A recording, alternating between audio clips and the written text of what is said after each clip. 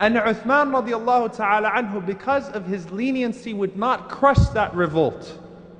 They continue this fitna. And you have these people, this fitna rising from all the corners of the Muslim world.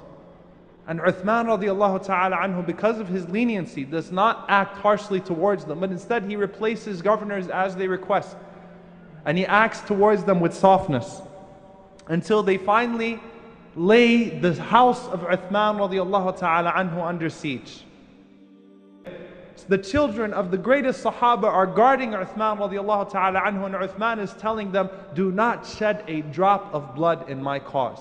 Ali radiallahu ta'ala anhu is begging him that we have to foil this fitna, we have to foil this plot, and he's consistently refusing. And we saw the rudeness, the harsh hearts that these people had when they treated Uthman radiallahu ta'ala anhu worse than a prisoner would be treated.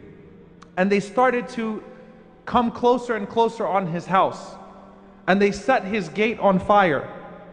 And one man jumps into the back of Uthman radiallahu ta'ala anhu's house, and he says, leave it and we will leave you. And Uthman radiallahu anhu wanted to leave the Khilafah, but he was reminded by Ibn Abbas radiallahu anhu, do not take off a garment that Allah subhanahu wa ta'ala has placed upon you. And Uthman radiallahu anhu says to that man, don't you know there are women in this house? I'm not the only one in this house.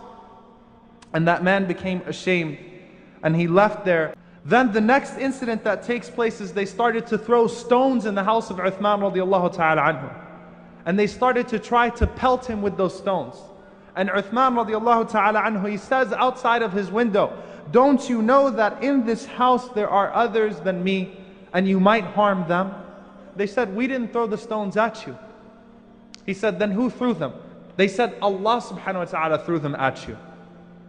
And he said to him, may Allah subhanahu wa ta'ala disgrace you. You are a liar, because if Allah threw a stone at me, He wouldn't have missed. And that person left the fitna and he sought forgiveness from Allah subhanahu wa ta'ala.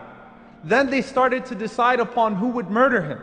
So first they send in a man, and he comes to Uthman radiallahu ta'ala anhu, and he raises his sword right in the face of Uthman radiallahu ta'ala anhu.